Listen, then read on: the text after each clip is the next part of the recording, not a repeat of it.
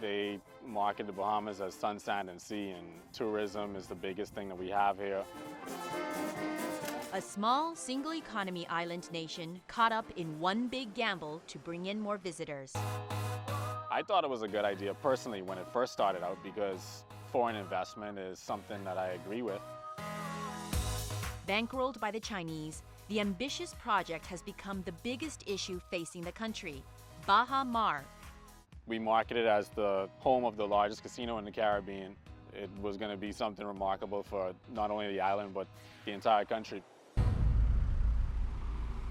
But Bahamas today sits unfinished.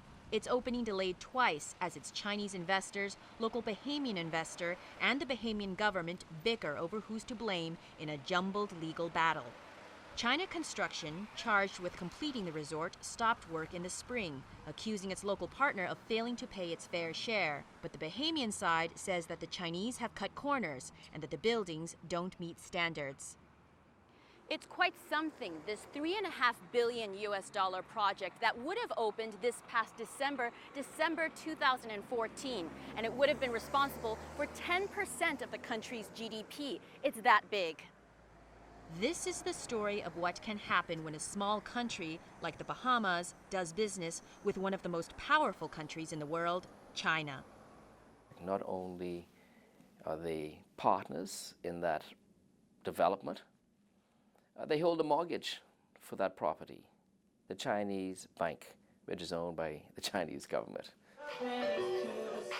Now, workers like Justin Lockhart spend their days waiting. For the average busboy, housekeeper, houseman, waitress, they're not going to get this opportunity again. So obviously it has to happen. That's how many Bahamians feel, that the resort must open. Just blocks away from Bahamas, shopkeepers with their souvenirs have waited and waited for tourists to materialize. We need them to open.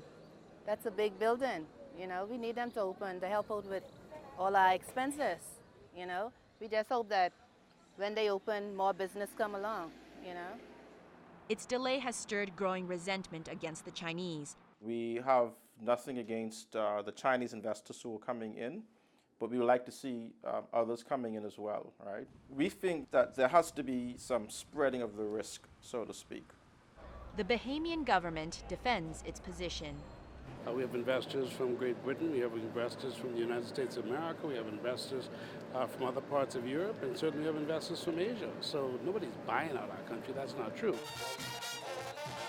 It's the groundbreaking ceremony for China's other major project in Nassau. We're here to invest, to do the work for the Bahamian and the Bahamian countries. As you can see, this project is evidence of what we are doing here. So Bahamas will be finished. We're finished this soon.